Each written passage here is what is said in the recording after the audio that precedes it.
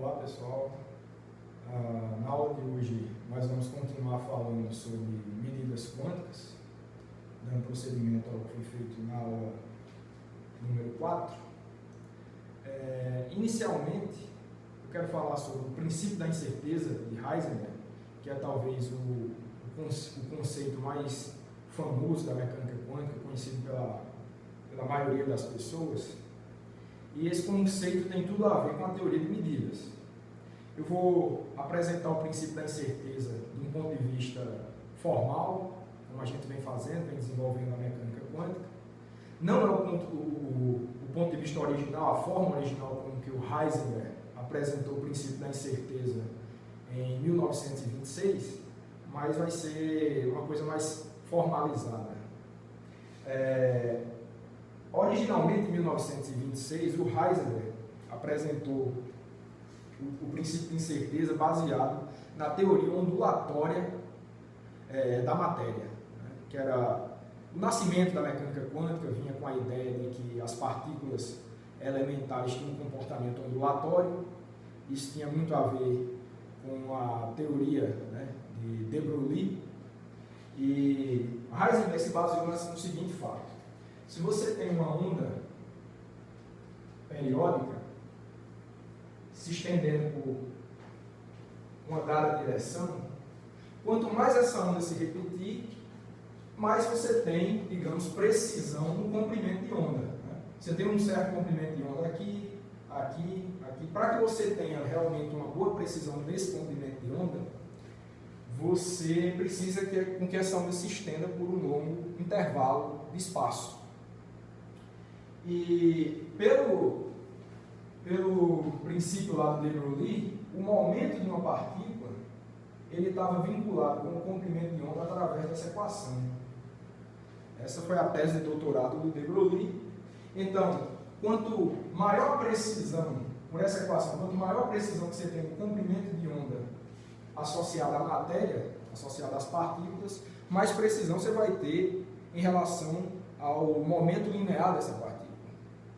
E nessa situação é isso que você tem. Você tem bastante precisão no momento linear, mas em contrapartida você precisa estender essa onda por um longo intervalo espacial. Se você lembrar que a probabilidade de você encontrar a partícula nos cursos de mecânica quântica, você vê que tem muito a ver com o quadrado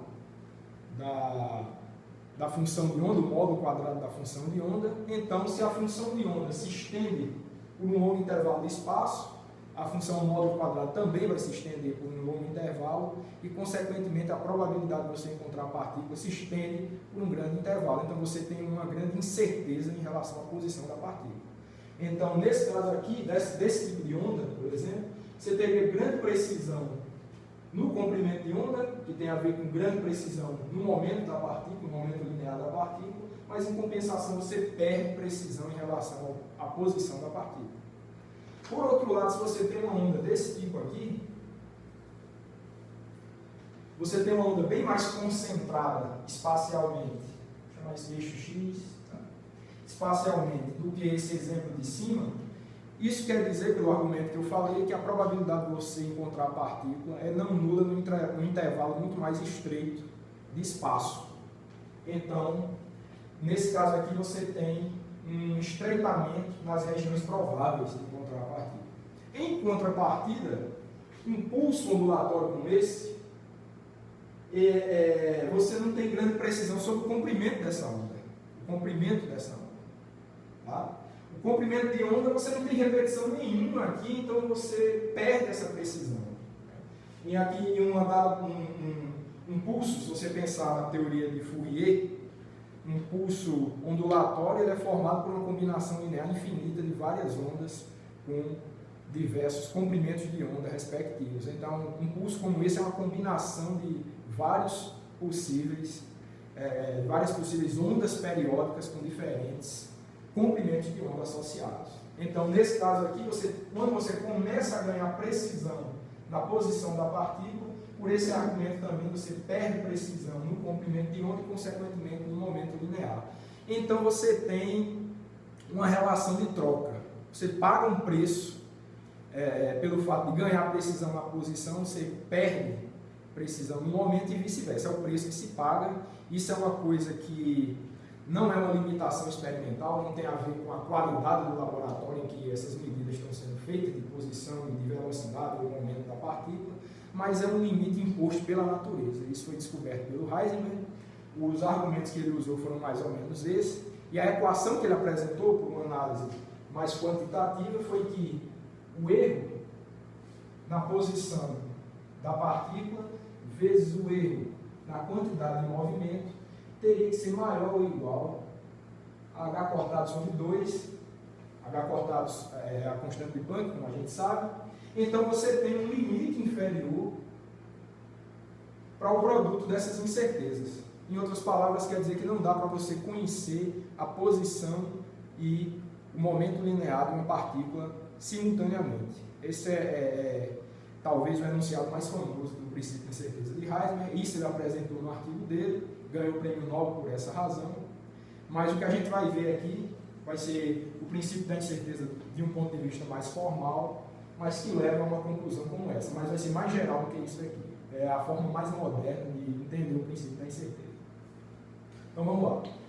Vou apagar aqui, vamos começar o tema, o princípio da incerteza, do ponto de vista mais formal. Princípio da incerteza de Heisenberg.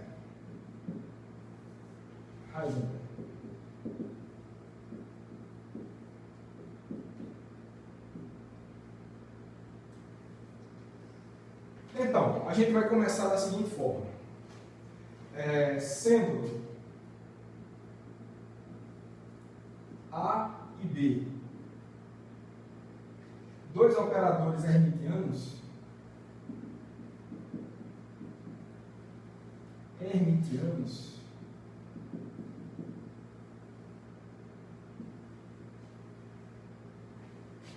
e psi, um estado quântico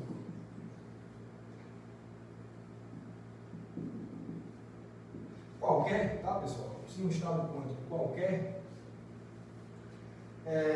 podemos escrever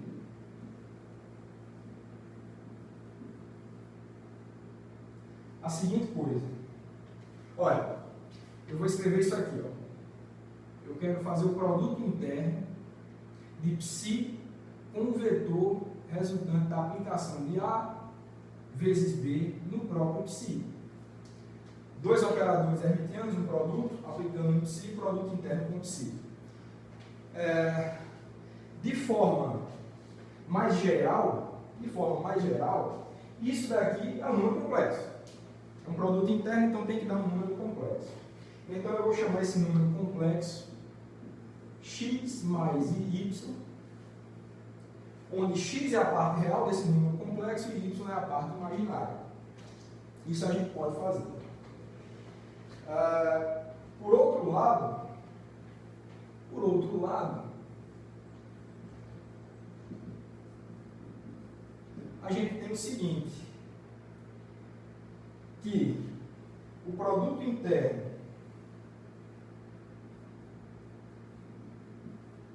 de psi AB, psi complexo conjugado, isso daqui a gente vai poder escrever como sendo igual a psi.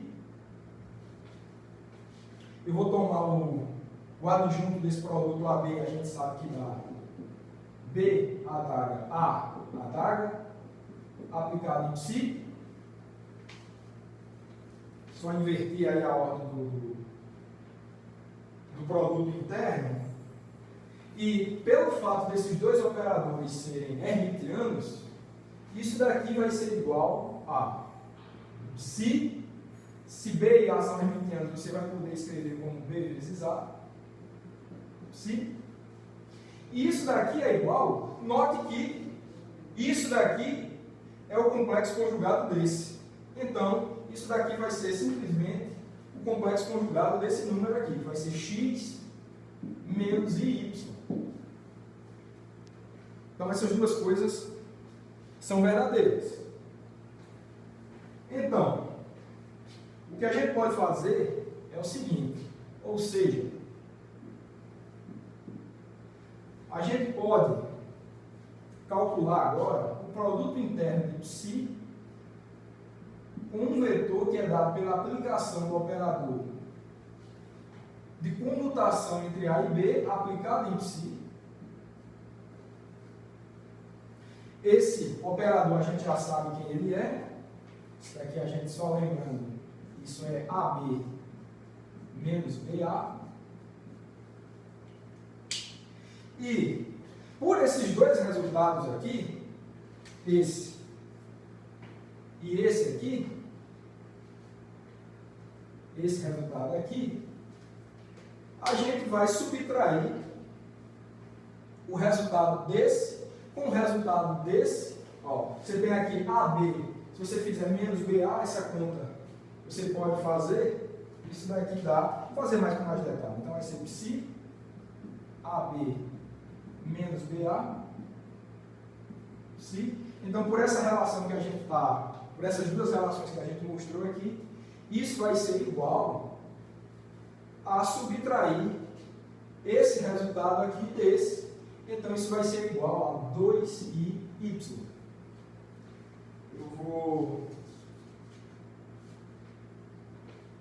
Não vou dar número para essa equação, não. Deixa esse resultado aí. Então, por essas definições, a média desse comutador de AB para esse estado psi vai ser 2i. Temos também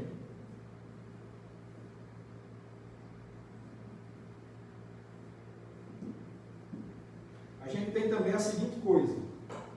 A gente pode fazer uma coisa parecida para a média do anticomutador entre A e B. Do anticomutador. Nesse caso vai ser uma relação parecida, só que ao invés do sinal de menos aqui, a gente vai ter o sinal de mais, se vocês lembram do anticomutador.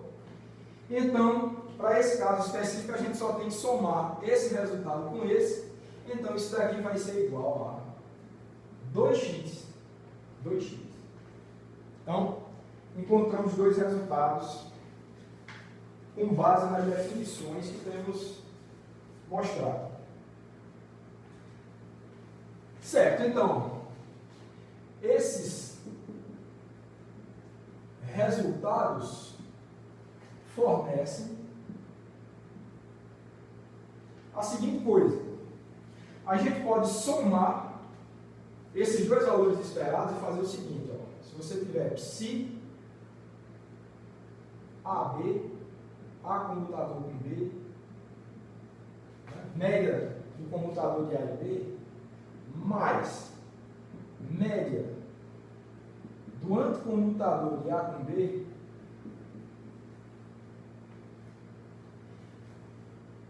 isso daqui vai dar igual a seguinte coisa. Olha, nota o seguinte.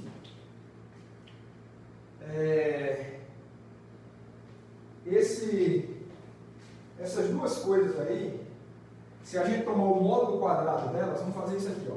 Tomar o módulo quadrado desses resultados que a gente está obtendo, você vai observar que isso daqui vai ser igual a 4y ao quadrado, e esse resultado aqui, ele vai ser igual a 4x ao quadrado. É o quadrado desse, módulo quadrado desse, mais módulo quadrado desse. Obviamente, isso vai dar 4, que multiplica x mais y ao quadrado. E o que é x mais y ao quadrado? É o módulo quadrado desse aqui, ó. Esse número complexo, o módulo quadrado dele vai ser x ao quadrado mais y ao quadrado. Então, isso daqui vai ser igual a 4 módulo quadrado desse número, que é esse aqui, ó. Esse inicial que a gente tomou. Então, vai ser igual a 4 vezes módulo quadrado de psi AB psi módulo quadrado. Só deixando claro, isso aqui é 4x ao quadrado mais y ao quadrado.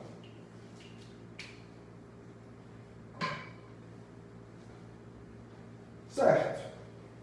Agora, eu só quero lembrar a todos uma relação importantíssima que tem em álgebra linear. A gente não mostrou na revisão, mas qualquer livro de álgebra linear você consegue encontrar, que é a famosa desigualdade de Cauchy-Schwarz. Você encontra isso aí, se você der um Google ou procurar qualquer livro de álgebra linear, você vai encontrar essa desigualdade. Provar a desigualdade também não é nada muito complicado. E eu só quero usar esse resultado, mas eu só vou enunciar aqui, não vou provar não. Então, utilizando, eu vou chamar essa equação aqui de asterisco, tá bom? Guarda ela, vou chamar ela de asterisco. E utilizando a desigualdade de Cauchy-Schwarz,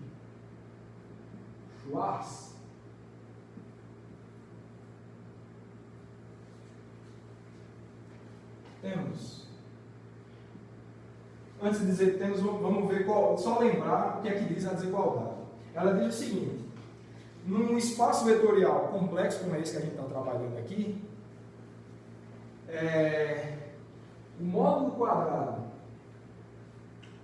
quadrado do produto interno de quaisquer dois vetores U e V,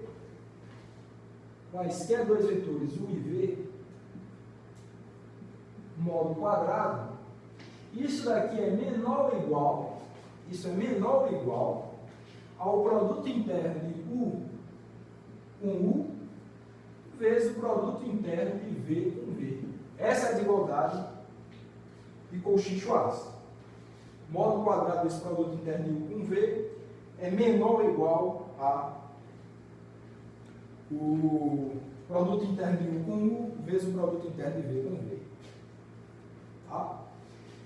Certo. Então a gente vai utilizar esse resultado, vamos ver de que forma.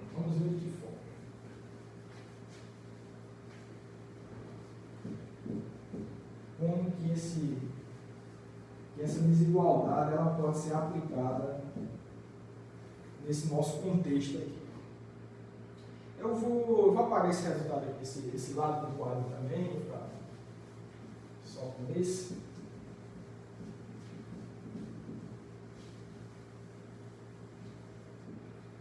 Vamos ver o que vem a seguir.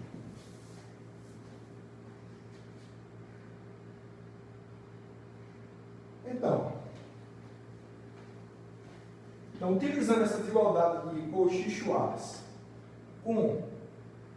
eu vou fazer com que esse vetor U que a gente está falando aí seja igual à aplicação do operador A no vetor psi que a gente está trabalhando e o vetor V seja igual à aplicação do operador B nesse vetor qualquer que a gente está trabalhando. Então, nesse caso, a gente tem o seguinte, assim, temos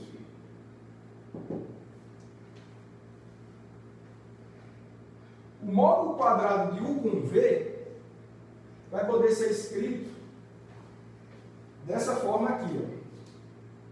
Módulo quadrado, U vai ser psi, mas A hermitiano seria um A adjunto, mas pode ficar o próprio A, produto interno com V, que é B psi.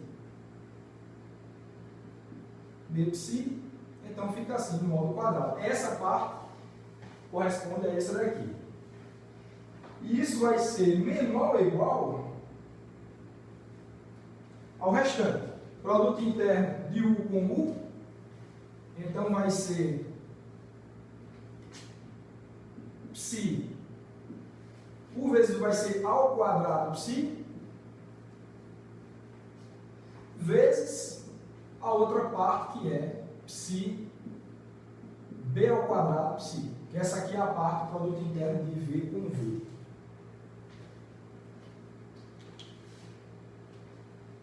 E para essa equação aí, também não vou dar números, mas vamos ver que combinando com o resultado de asterisco, que é essa equação aqui, a gente tem a seguinte coisa. Olha, esse módulo quadrado da média do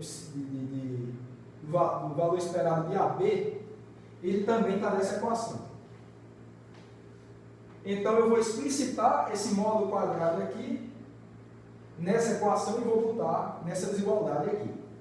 Então a gente vai ter o seguinte. Vamos ter que esse lado aqui vai ficar.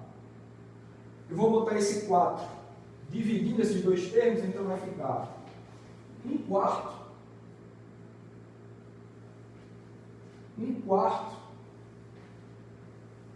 da média de psi com mutador de AB e A com B, módulo quadrado, mais 1/4 do módulo quadrado de psi anticomutador de A com B,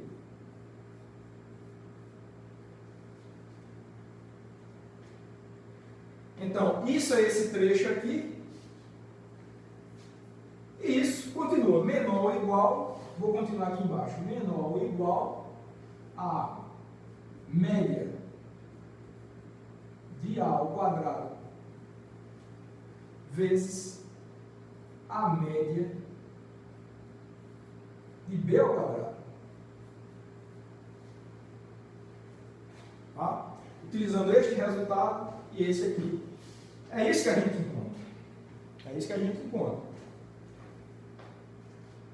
Por outro lado, um passo importante nessa demonstração é o seguinte. Note que módulo quadrado de alguma coisa aqui, módulo quadrado de outra coisa aqui, ambos, esses dois termos aqui, são termos reais e positivos. Os dois estão somados.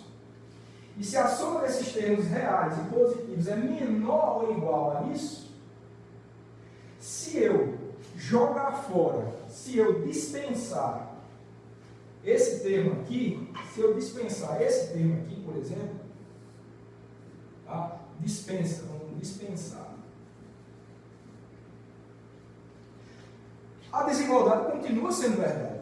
Eu posso dispensar se é uma soma de números positivos. Isso é menor, se eu jogar fora um, vai continuar a ser menor, certamente. Não tem problema nenhum fazer isso. Então, isso nos dá a seguinte coisa. Isso nos dá aqui psi ao quadrado psi vezes psi b ao quadrado psi. Isso é maior ou igual a 1/4 do módulo quadrado de psi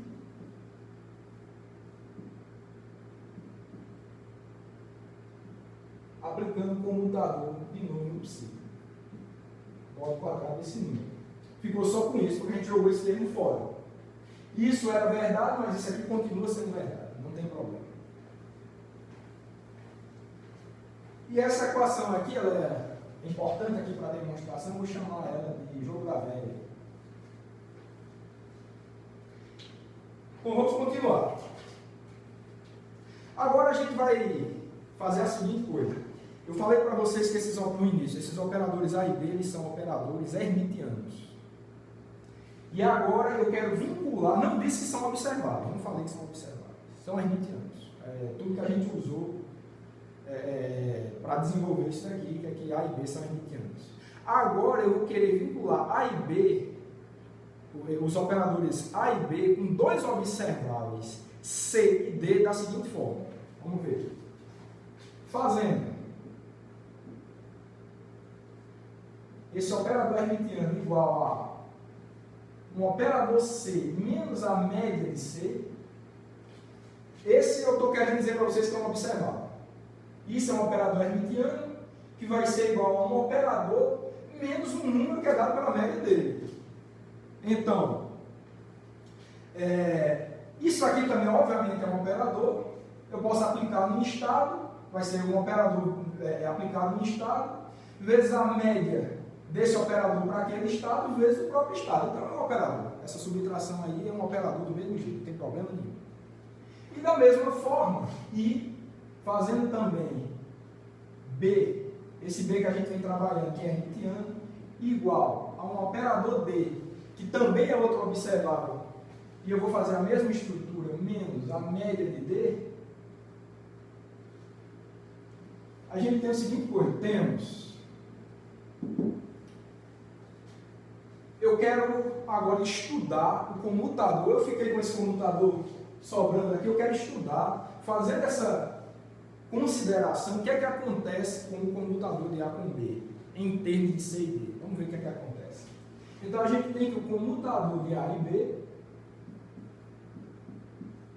que é igual a AB menos BA, isso vai ser igual a seguinte coisa, A quem é? C, operador C menos média de C, vezes B, que é operador D menos média de D, menos o inverso, operador D menos média de D, multiplicado por operador C menos média de C. Vamos desenvolver isso aqui.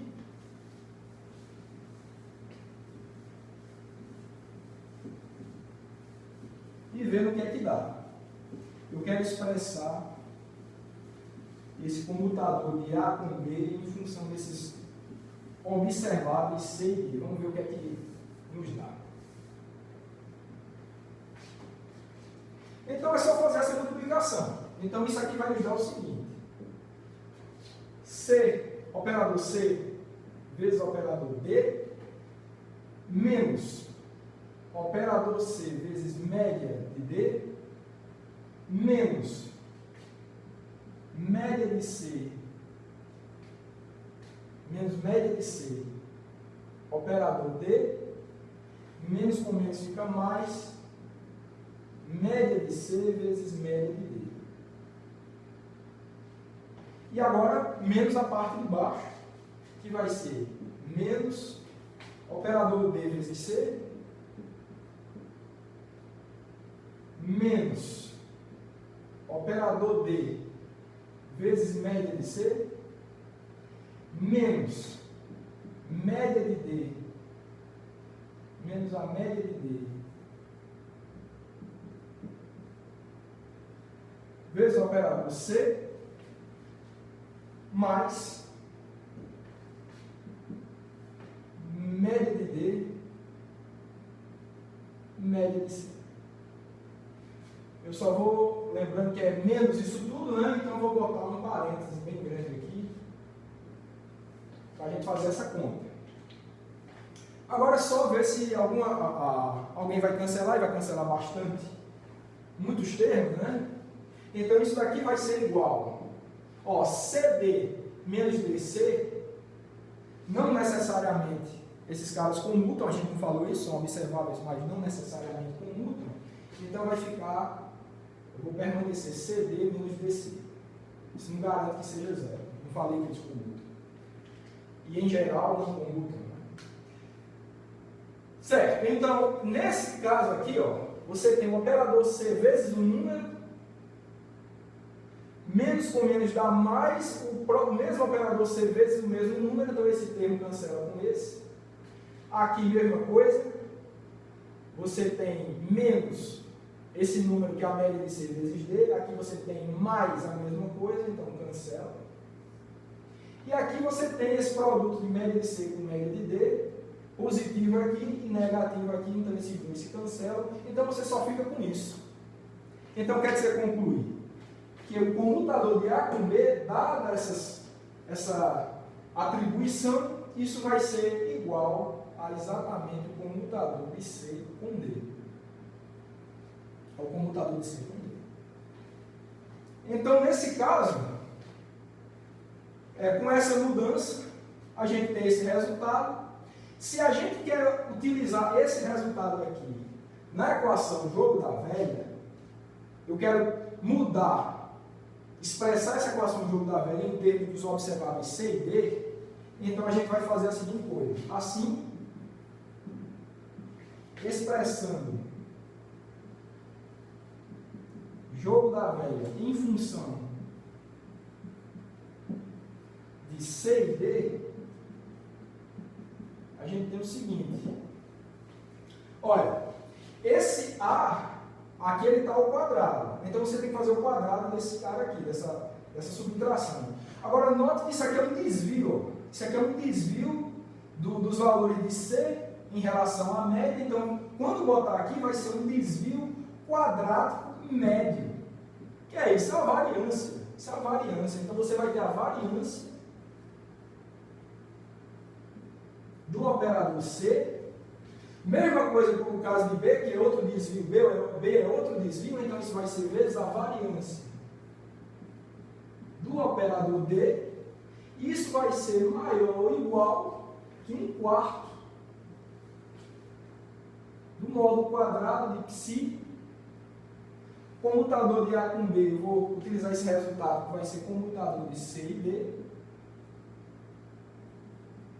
Psi módulo quadrado. E esse aqui, pessoal, é o princípio da incerteza de Heisenberg. Não foi, de novo, não foi a forma original que o Heisenberg derivou. Esse resultado é devido ao Howard Robertson. E a gente também pode, se quiser, expressar esse resultado, esse importante resultado, em termos dos desvios padrão entre C e D, em função dos desvios.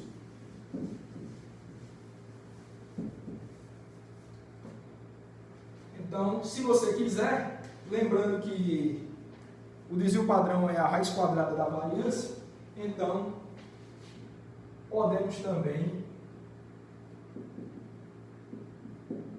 escrever a seguinte coisa: o desvio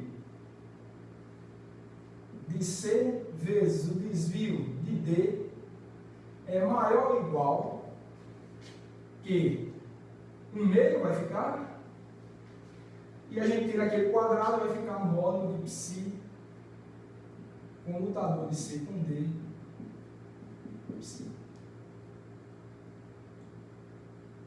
sem quadrado, tá? Então vai ficar assim, que é o que a gente queria demonstrar, que é o princípio da incerteza. Da incerteza. Esse é o resultado que a gente queria mostrar. Vou apagar aqui. E só vou comentar o caso que eu comentei inicialmente da posição e do momento de uma partícula, que é o seguinte, ó. O que a gente está vendo desse resultado, pessoal, é que os produtos dos desvios,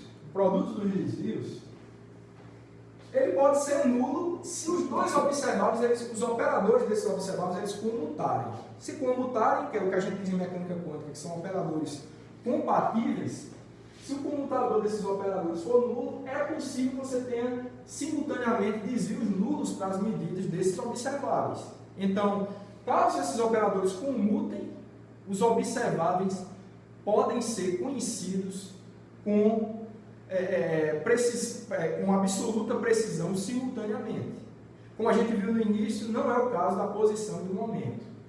Porque, se a gente lembrando que isso é um resultado famoso em mecânica quântica, essa relação de comutação de X com P, o comutador do operador posição com o operador momento, isso aqui é IH cortado, isso é um resultado famoso, conhecidíssimo.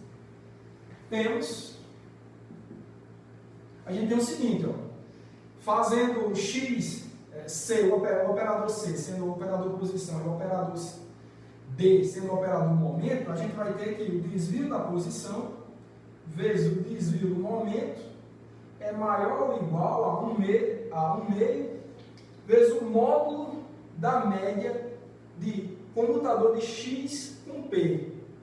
Mas independente de qualquer que seja o estado psi, o comutador de x com p é IH cortado, vai ser um número, então vai ficar produto interno de psi com psi, que vai dar 1. Então, dentro desse módulo, você vai ter IH cortado. Quando você tirar o módulo, você vai ter só H cortado. E sobre 2, então, você recupera a equação que eu mencionei para você no início, que é a equação original do artigo do Heisenberg, que tem todas aquelas consequências que eu falei para você.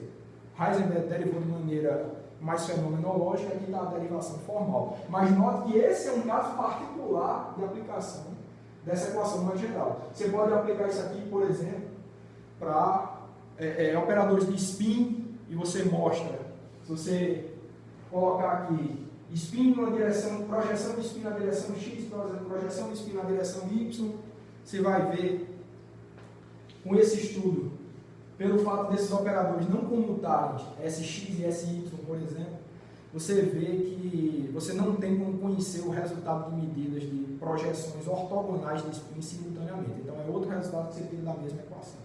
Então ela é mais geral do que isso daqui. Essa equação realmente é muitas vezes chamada de princípio da incerteza de Heisenberg generalizado por essa razão. Aqueles observáveis C e D podem ser quaisquer, podem comutar ou não, que é válido.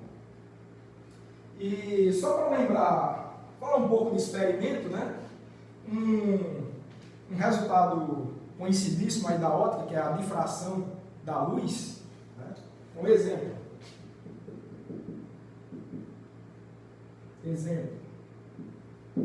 Difração. O que você tem na difração? Você tem uma fenda única. Vou chamar isso aqui de direção X. Se você incide um feixe de luz aqui, ilumina esse anteparo com um furo aqui, todo mundo conhece do curso de óptica física que você vai ter uma onda, ela vai difratar, ela vai espalhar. E esse espalhamento, se você for pensar na luz a nível de partícula, a nível de fóton, você explica essa difração através do princípio da incerteza. Por quê? Quando a luz, ou seja, os fótons, chegam nessa região de grande confinamento, que é essa fenda, você deu muita precisão, nesse momento aqui, nesse instante de tempo, você deu muita precisão para a posição dos fótons ao longo da direção X.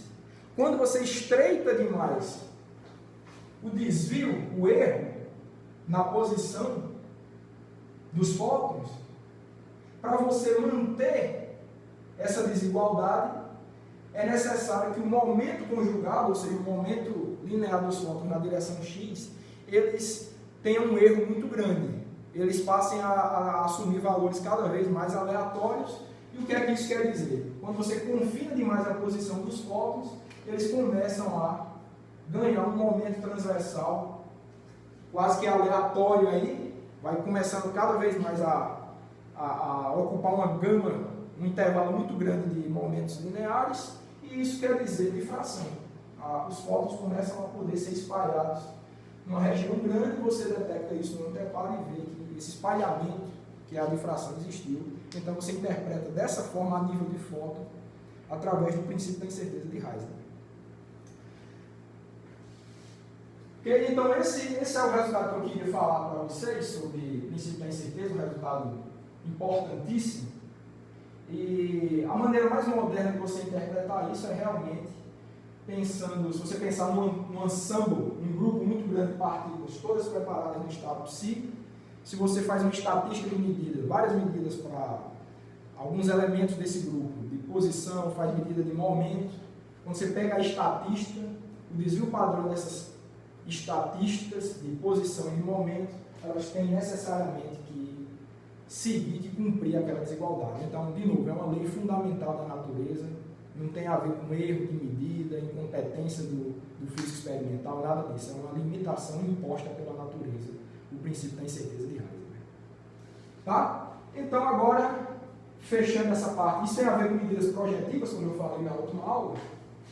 Então, o que eu vou querer falar agora é de outro tipo de medida mais geral, importante na teoria de informação quântica, são as medidas do tipo POVM, que a gente vai ver agora. apagar aqui também.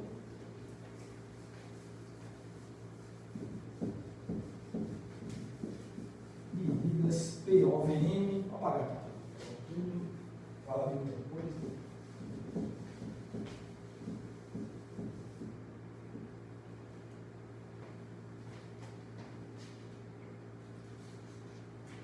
Medidas POVM. Vou dizer o que é isso.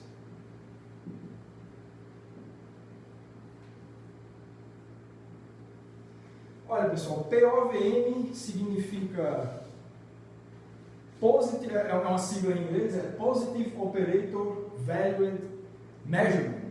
O que é que isso quer dizer? Em tradução aqui para o português, o melhor que você pode fazer é medida com operador positivo valorizado. Não é muito comum você usar essa expressão em português. Se vocês forem estudar, é melhor procurar por POVM, que tem bastante coisa na literatura, artigos. Então é uma medida mais geral que a medida projetiva. A gente vai ver que particularidade esse tipo de medida possui.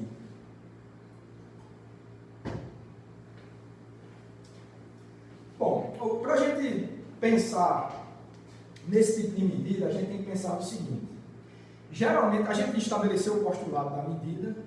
Aquele postulado número 3, ele te dá informação sobre as probabilidades de você obter os possíveis resultados daquela medida. Isso o postulado te diz como que isso se comporta.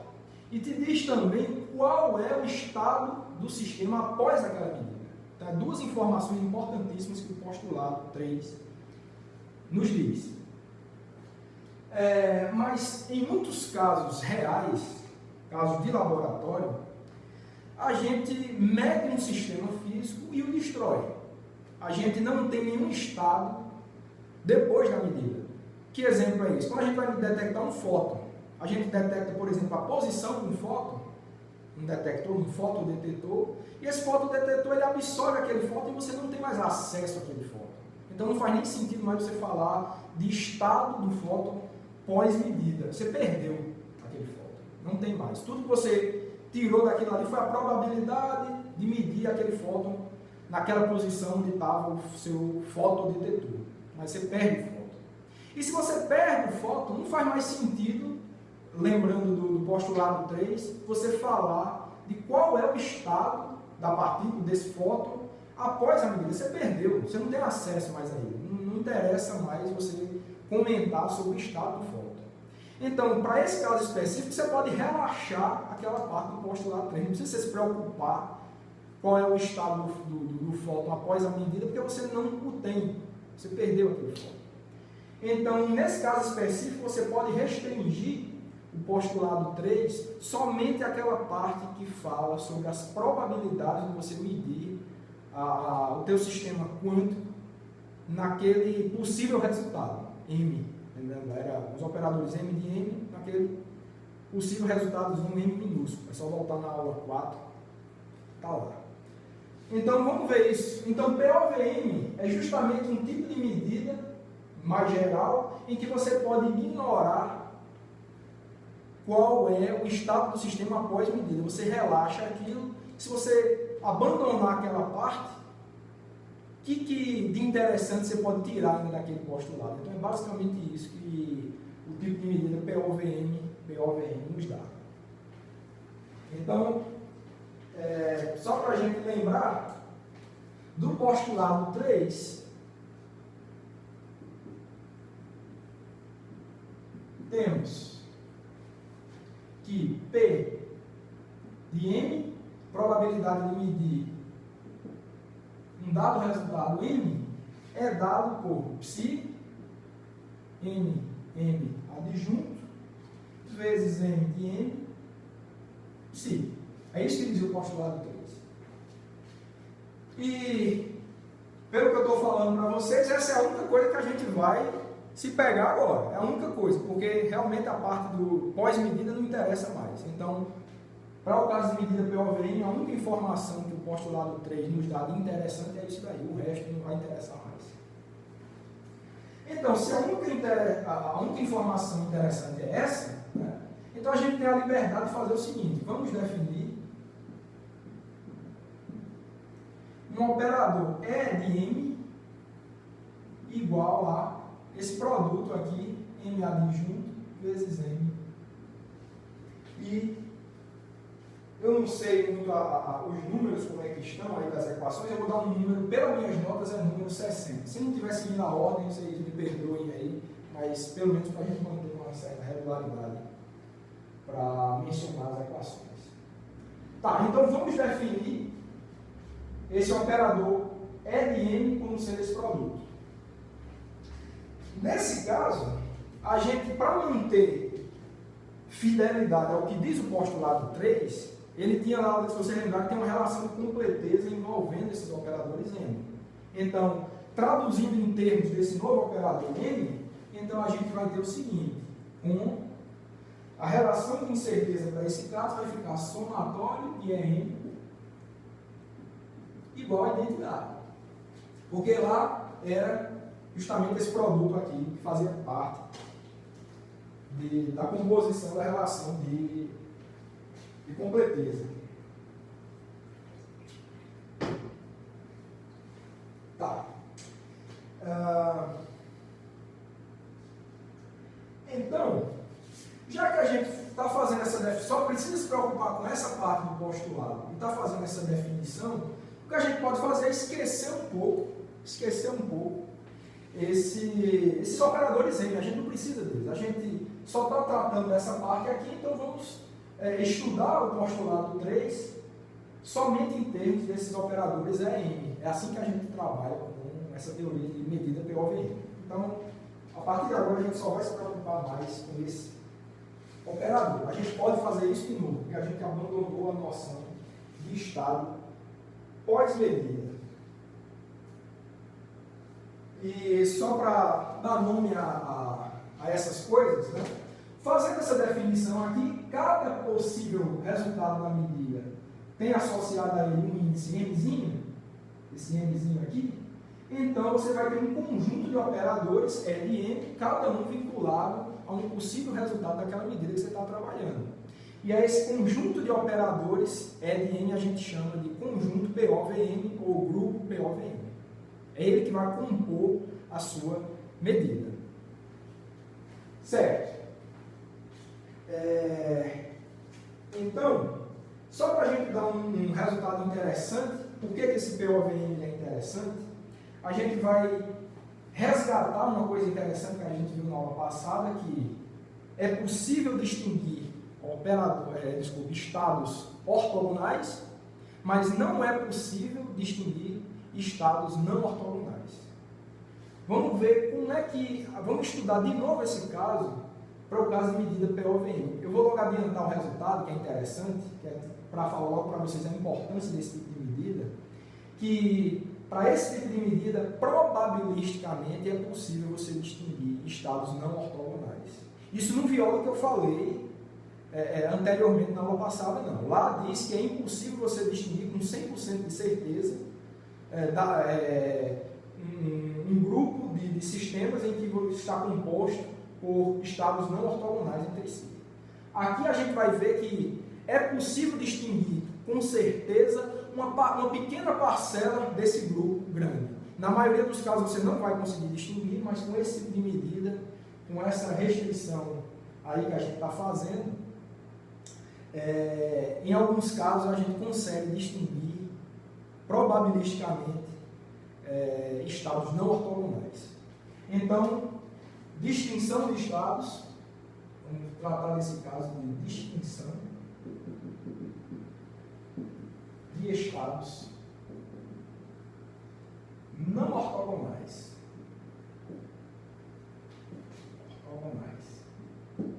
Então a brincadeira, pessoal, é a mesma. A gente tem um emissor que é a Alice, vou botar a Alice aqui. A gente tem um receptor que é o Bob, a mesma brincadeira da aula passada, tá aqui o Bob. A Alice vai enviar alguns estados para o Bob com duas possibilidades. Ela vai ter um estado psi1 igual, por exemplo, ao estado 0, e o Bob, ou o estado psi1 igual a 0, ou o estado psi2 igual a 1 sobre raiz de 2, 0 mais 1. 0 mais 1. Essa combinação linear aqui. Note que esses dois vetores, psi1 e psi2, eles são não ortogonais.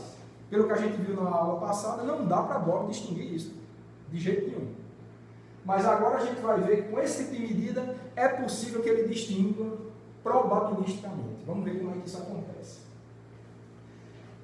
Então, de novo, a Alice conhece esses dois estados, ela vai mandar, ela que está preparando esses estados e mandando para Bob. Bob sabe as possibilidades que podem vir, só não sabe quem é quem. Ele sabe que a Alice está enviando ou psi1 ou psi2, mas a ideia é que Bob prepare um experimento capaz de distinguir esses dois estados. Vamos ver como é que faz isso.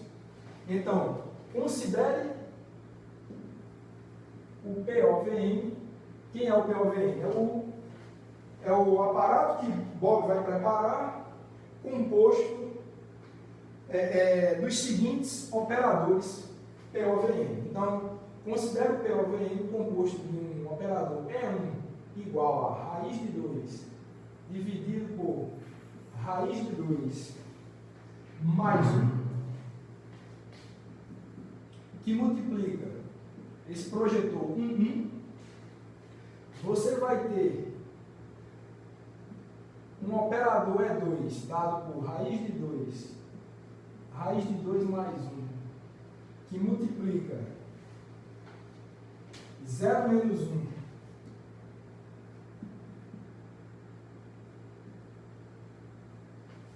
vezes o Bra 0 menos 1, isso tudo dividido por 2.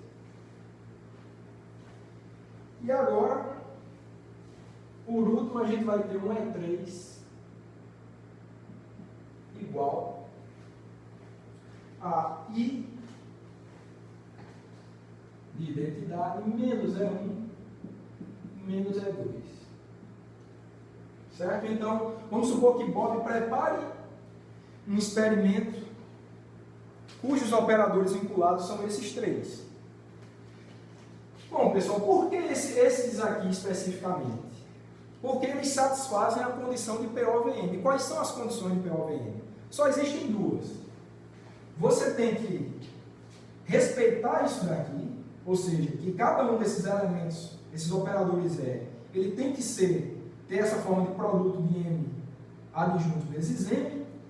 E que restrição esses dois caras devem satisfazer? Pelo postulado 3, pessoal, esse produto aqui, ele tem que ser um operador positivo.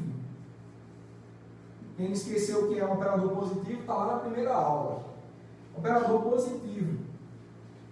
Operador positivo é aquele que, quando você faz a média, né, tira a média desse operador, em qualquer vetor do espaço de Hilbert, ele sempre dá um número não nulo. E isso é respeitado aqui, porque isso daqui tem que ser uma probabilidade de obter o observado M, o resultado Mzinho. Então, necessariamente, esse produto é positivo. Então, esse cara também, esse operador M, ele é positivo. Tá? Então, esse positive operator aqui é justamente por essa razão. Tá? E também tem que respeitar a relação de completeza. Então, para um grupo de operadores compor um POVM, ele tem que ser composto por operadores positivos e esses operadores, tomados todos juntos, têm que satisfazer a relação de completeza. Essa é a regra. Tá bom? E será que isso daqui satisfaz? Eu vou adiantar para vocês que satisfaz, mas é importante que vocês verifiquem que satisfaz. Esses dois aqui é fácil de verificar. Isso aqui é um projetor, a gente já sabe que qualquer projetor é positivo. É um operador positivo. Esse também é outro projetor. Tá? É um número positivo vezes um projetor, outro número positivo vezes um projetor. E esse daqui não é tão simples de ver que é positivo, mas também não é tão complicado. A dica que eu dou para vocês é calcular a seguinte coisa.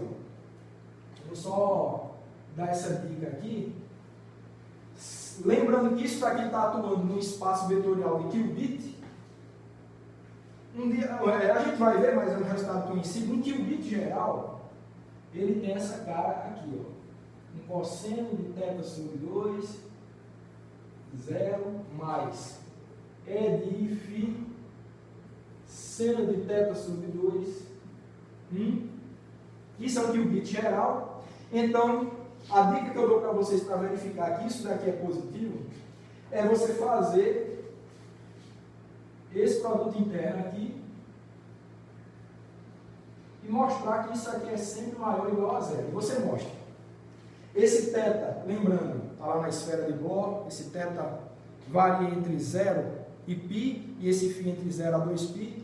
Se você calcula esse produto interno para esse vetor aqui, desculpa, para esse operador aqui, tá? Calcula a média desse operador para um qubit geral, você vê que de fato não tem valor negativo. Não tem valor negativo, então esse E3 também é positivo. Fica como exercício, mas é importante verificar. Tá? Esse daqui é mais direto, esses dois são mais diretos, vou verificar aqui. São projetores, então é necessariamente positivo. O E3 também você mostra que é positivo dessa forma. E claramente, se você somar os três, vai dar identidade, isso aí é óbvio. Então, de fato, esse grupo de 3 operadores compõe um POVM. Tá? Então, falta a gente ver o que é que tem de interessante entre esses 3 vetores aí. Eu vou chamar de, desculpa, esses 3 operadores. 61, 62 e 63. O que é que tem de mais? Será que com esse grupo de operadores dá para Bob distinguir esses 2 vetores Ψ1 e Ψ2? A gente vai ver que dá, mas probabilisticamente. Nem sempre ele vai conseguir fazer isso.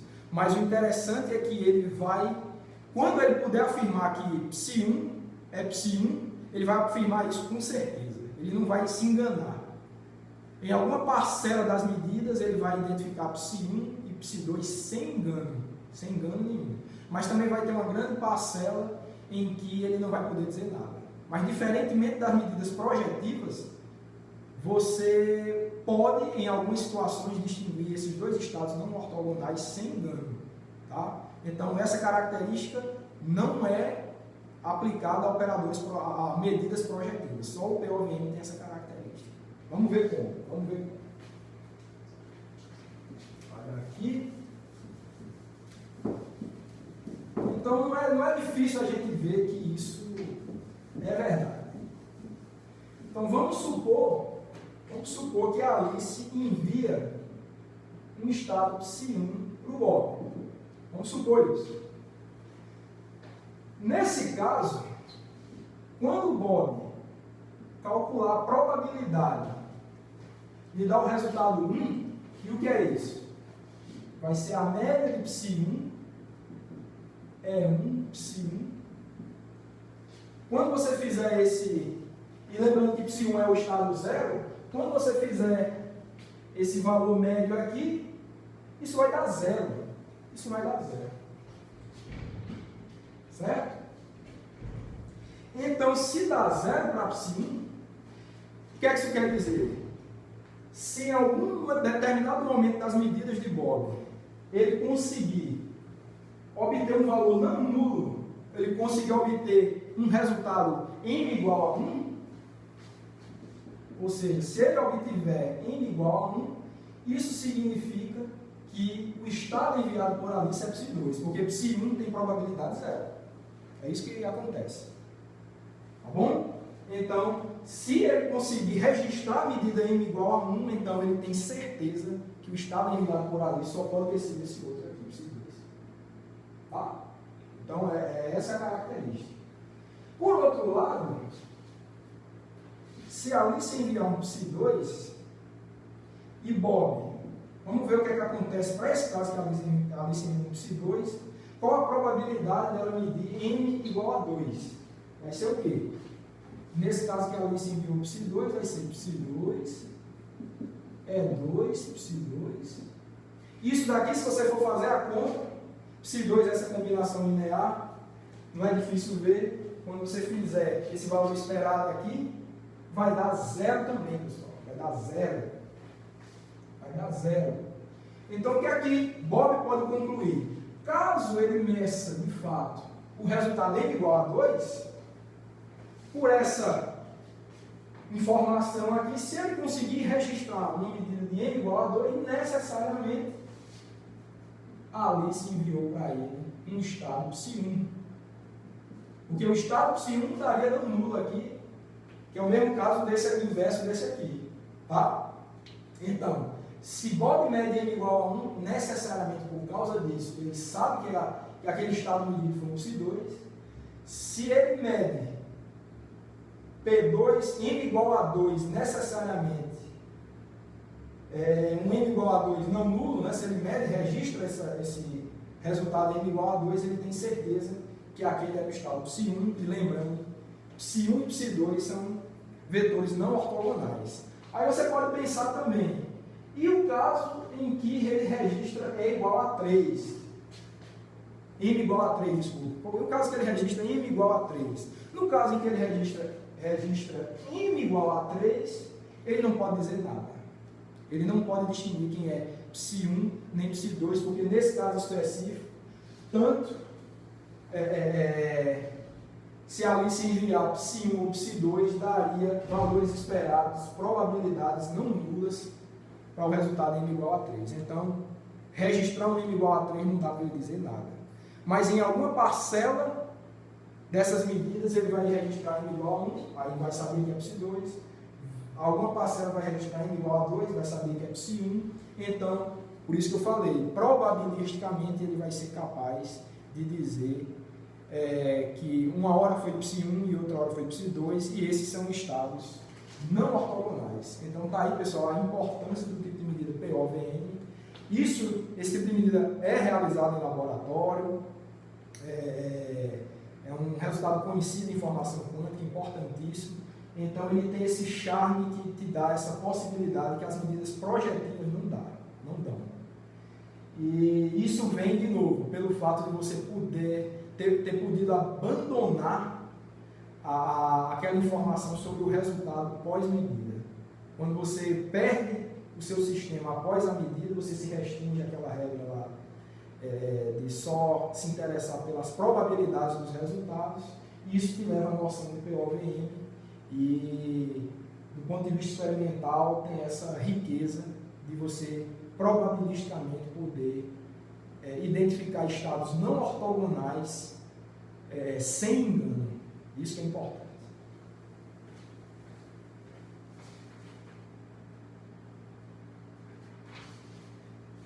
Então, realmente, o caso do POVM representa um caso particular interessantíssimo de medidas gerais. Né? Então, você tem a medida projetiva e o caso do POVM.